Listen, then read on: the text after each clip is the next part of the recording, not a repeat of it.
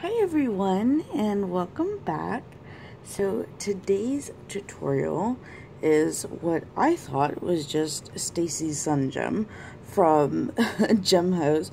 She did an amazing version of Carnelian and I just got caught up in how much I loved it and I was gonna do it and I didn't realize it was a real thing till she told me. So thank you, Stacy. Anyway, it's this beautiful buttery orange stone that is just lovely. It has so many variations and striations in it, and so I went and looked at a whole bunch of them once she told me what it was. So let's get started. I have warm gray. We're still in Prismacolor week, by the way. Tuscan red, crimson red, orange, Spanish orange, lemon yellow, and white. I have black sitting over here too, but that's because I was doing the edges. I don't think I will use black in this. Anytime you're using like warmer colors like these to make a stone, you don't want to use black as like a color to use for shading or shadow. I would definitely use a brown. Black is going to mix with yellows and lighter colors like that, even some of the oranges, and it's going to give it kind of a really kind of gross muddy color because black generally has a lot of like blue and purple pigments in it. That might not be the case, but either way, it still will look better and still will look more saturated in color if you use a brown instead of black.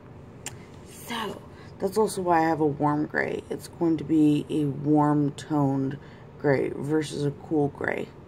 So, anyway, we'll put in our shadow, which is going to be up here for our highlight and under our gem. So I just want this part of the gem to have a base of warm gray instead of a base of white to work on. I'm going to bring it down so that our edges do not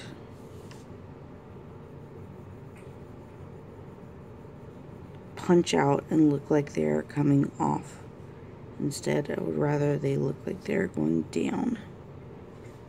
Okay. And then I'm going to grab my Absolutely Magic Mineral Spirits and just smooth this out real quick. See how it looks much more brownish than gray? That's because it is a warm gray. That's why. Alright, let's have some fun with color, yeah. Okay, so what I've got here is the lemon yellow. And some of the striations and things that I was seeing when I was looking at some of these pictures kind of came out and did like these little half loop things before going down. And I thought that was really cool. So I figured I'd do some of those too.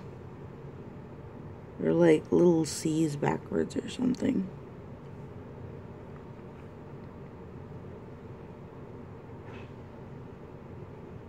And then just kind of, I don't know, we're going to kind of taper it off, I guess.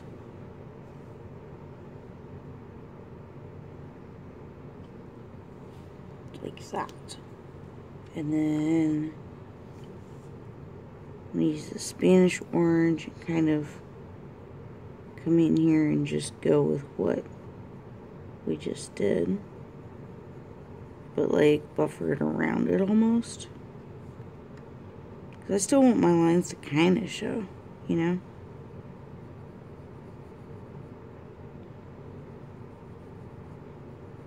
And we're probably going to come in here with the white and get some of this to look really good.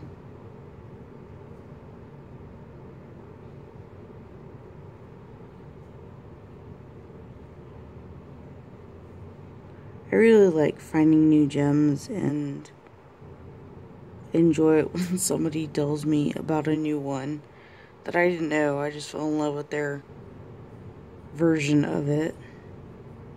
Like this one. Because it is. If you go look up Carnelian, like, oh my gosh, it's beautiful.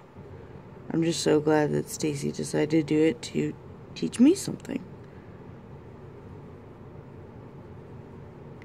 Otherwise, you never know how long it would have been before I found it. Okay, so I'm going to go in here with white and just kind of blend some of this together. Go in here.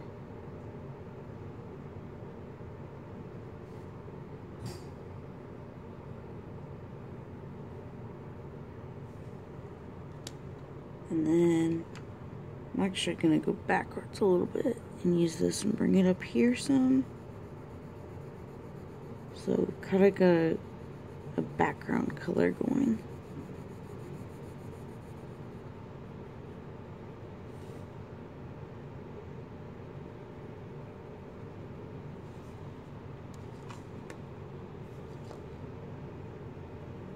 Yeah. I really like how bright it is. And then I think we're going to bring in some of the darker colors to like really build up some of the detail in it, so we're not losing it. So I don't like to lose detail. Really love my details. So this is kind of going to be our background-ish color. And just going in our circles so that everything blends together smoothly. Oh, they're not really circles, they're more like ovals, if you're honest. Okay, this one is orange.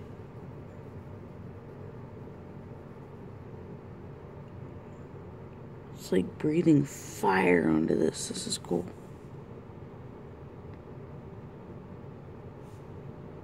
I want to come in here and bring in some of those details.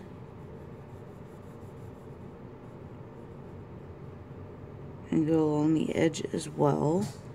Make sure it's not too bright, but at the same time make sure it has all the color that we want.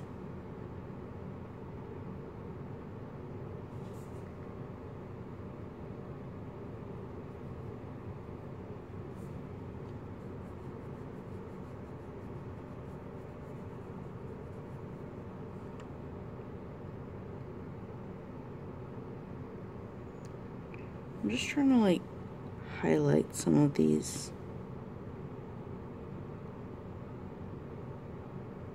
Actually, I think I'm going to color this in. Yep, that just happened. Okay, so we'll make this, color the rest of it this, and this will be our base color up here in our shadow.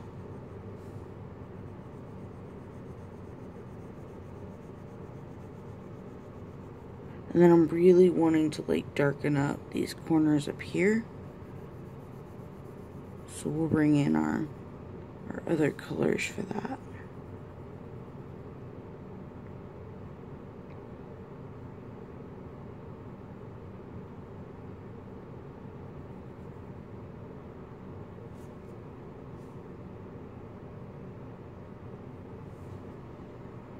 Okay, so now we have crimson red. This is really dark. Okay. And put this up here. Then I think we'll go over it with our orange, because I don't want to make it so reddish that it loses the orange tinge, you know?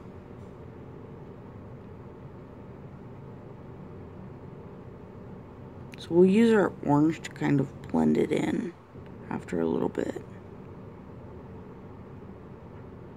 Kind of bringing it down in like these little patches, because I want some of this other coloration in there.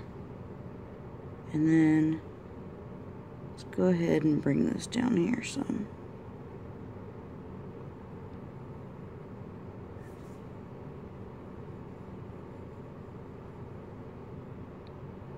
Now Stacy did hers, her lines just like straight across, and she did a round one, and it was just beautiful. And I was just, oh, I loved it. So that's all I was like, do you mind? Because it was just gorgeous. I had to ask, of course, her permission to do her sun gem, and then she told me what it was. So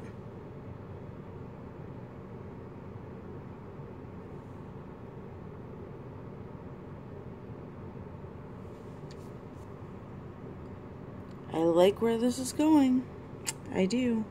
Okay, so with the Tuscan red, I'm really just wanting to do some of the edges.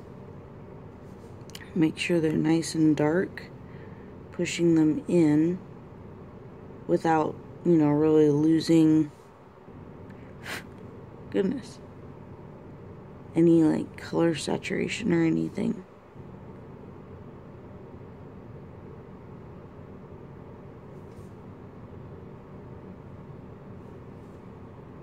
And then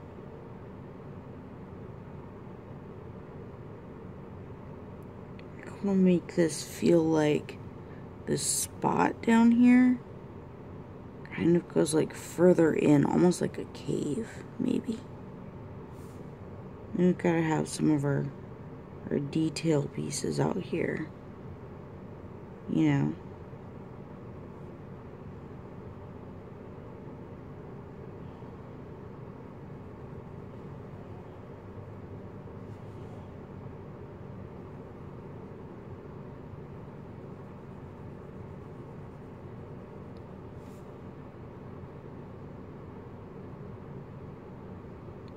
There. I know this might look weird now, but we're about to like blend it in a bit. Okay, so because Prismacolors have this such waxy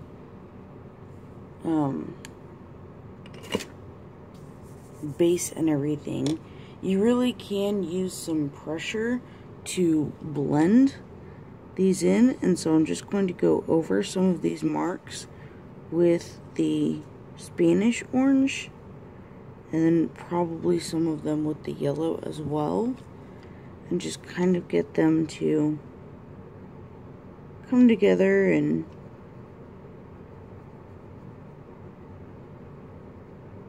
be one happy family or something.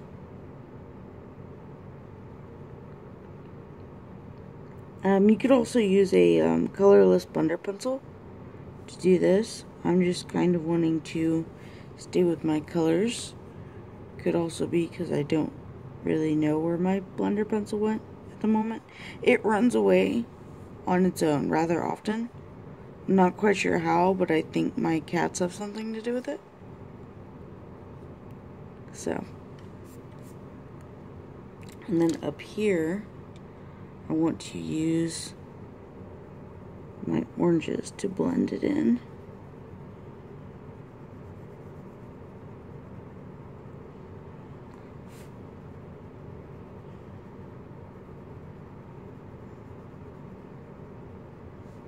I'm using pretty good pressure on this to like really get them to blend together, because you can feel as the wax kind of squishes together.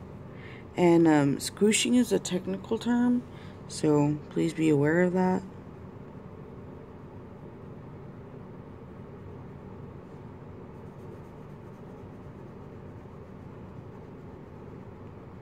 I mean, maybe you can't feel it, but I can definitely feel the wax like squishing together. It's kind of cool. Remember to turn your hand or turn your paper so that you're doing it in a different direction to help you cover all of your white spots.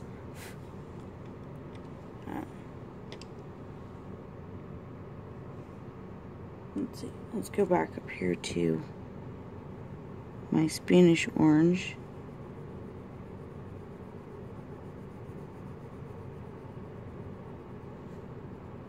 Get some of these colors to kind of meld together a little bit more.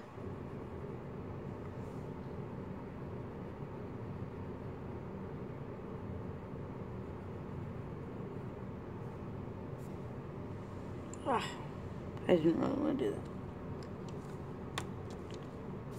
It's hard to remember to use like a brush or something when I'm used to polychromos that don't crumble everywhere. Right, so I just want to bring in my white and help, excuse me, highlight little bits of this.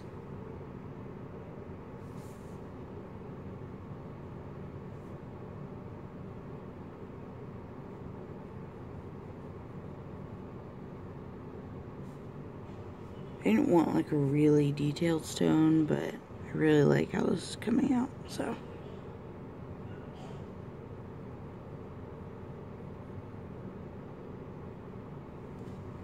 I'm not really sure what just happened there, but I felt like it should, so we're just gonna go with it. Alright. Yeah, I really like to look at that. Alright. So, kind of feel like my little cave went away. I really liked my little cave. I want to put it back.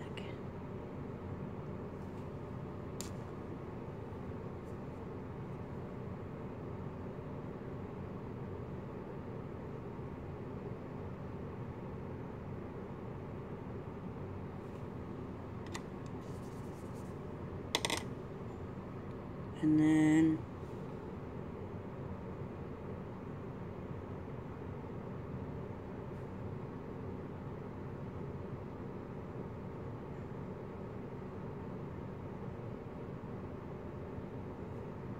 add a couple more of these little striations in here because why not?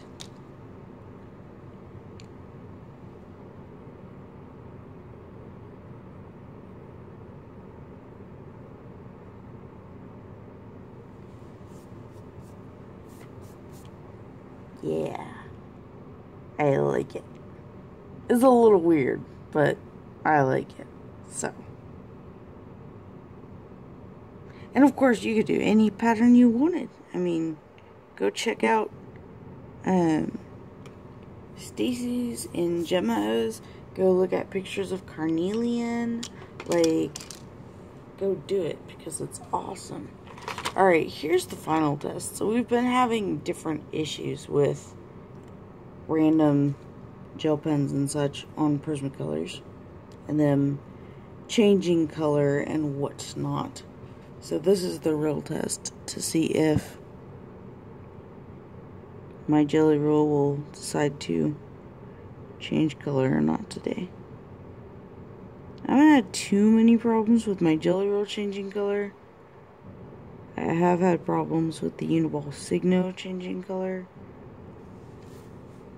which is the one that I use for a lot of my highlights. But I use a Jelly Roll too. I really love my Jelly Rolls. They're very precise, and I like that. You can see I'm just following the edge up here. Or trying to.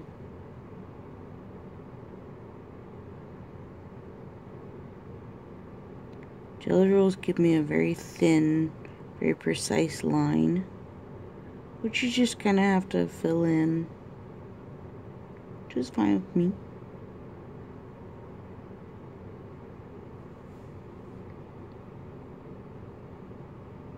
Look at these little white lines.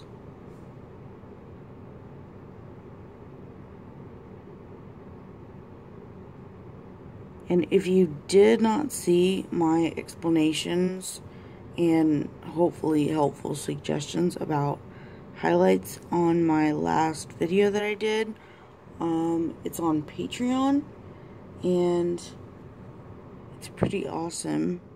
And I've had quite a few of my little Patreons tell me already that it did help them with their highlights. Because highlights are just as important as the coloring of the gem itself. Because if you don't get the highlight right, or if you don't get it quite correct, then it takes away from the illusion of the gem instead of helping you with it. So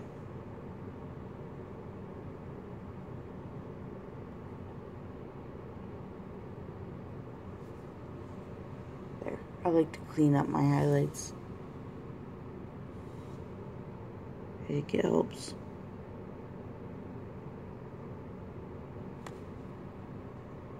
Ta-da! Okay. So there's my Carnelian / sun gemmy thingy. And I really like it now. Okay. So, I hope you enjoyed, and I hope you make a Carnelian / a Stacy sun gem. And go on Gemhose and post it and show me, and I'll see you next time. Talk to you later. Bye.